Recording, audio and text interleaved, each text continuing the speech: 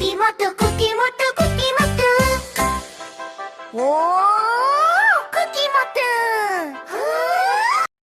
குட்டீஸ், இன்னைக்கு முக்கியமான ஒருத்தரை பத்தி தெரிஞ்சுக்க போறோம். யார் அவங்க? வாங்க பார்க்கலாம். ஒரு நாள் காலையிலே டிங் டிங் டிங் மணி சத்தம் கேட்டது. வெற்றி ஓடி போய் பார்த்தான். வெள்ளை பசு, கருப்பு பசு எல்லாமே பூ, மணி, கலர் கலர் ரிப்பன் போட்டு ஹீரோ மாதிரி அலங்கரிக்கப்பட்டிருந்தது. வெற்றி ஆச்சரியமா கேட்டான், அம்மா, மாடுகள் கல்யாணத்துக்கு போற மாதிரி இருக்கே? அம்மா சிரிச்சு சொன்னாங்க, இன்னைக்கு தான் மாட்டு பொங்கல்.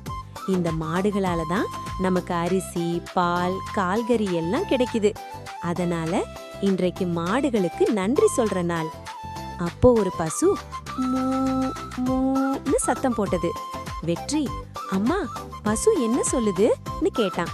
அம்மா சொன்னாங்க, அது இன்னைக்கு என்னையும் குளிக்க வச்சு அலங்காரம் பண்ணுன்னு சொல்லுது. வெற்றி உடனே ஒரு வாளி தண்ணி எடுத்தான். பசுவை மெதுவா குளிப்பாட்டினான். சலப் சலப்னு தண்ணி விழ பசு கண்ணை மூடிக்கிட்டு ரொம்ப சந்தோஷமா நின்னது. வெற்றி, பசுவக்கா, குளிச்சா ரொம்ப அழகா இருக்கேன்னு சொல்லி அதுக்கு மஞ்சள் பூசி, கழுத்துல மணி கட்டி, கொம்புல கலர் ரிப்பன் கட்டினான். பசு தலையை ஆட்டிட்டு மூ மூன்னு பெருமையா கத்தினது. வெற்றி ஒரு துண்டு கரும்பு கொடுத்தான். பசு மென்று மென்று சாப்பிட்டு சந்தோஷமா வாலாட்டினது. வெற்றி குதிச்சு, அம்மா, என் பசு ஹீரோ மாதிரி இருக்குன்னா. அம்மா சிரிச்சு, இதுதான் மாட்டு பொங்கல் கண்ணா, நமக்கு உதவும் மாடுகளுக்கு நன்றி சொல்லி அன்பு காட்டுற நாள். வெற்றி பசுவை தடவி, நன்றி பசுவக்கா, நீ இல்லனா எனக்கு பால், பொங்கல் எதுவுமே இல்லையேன்னு சொன்னான்.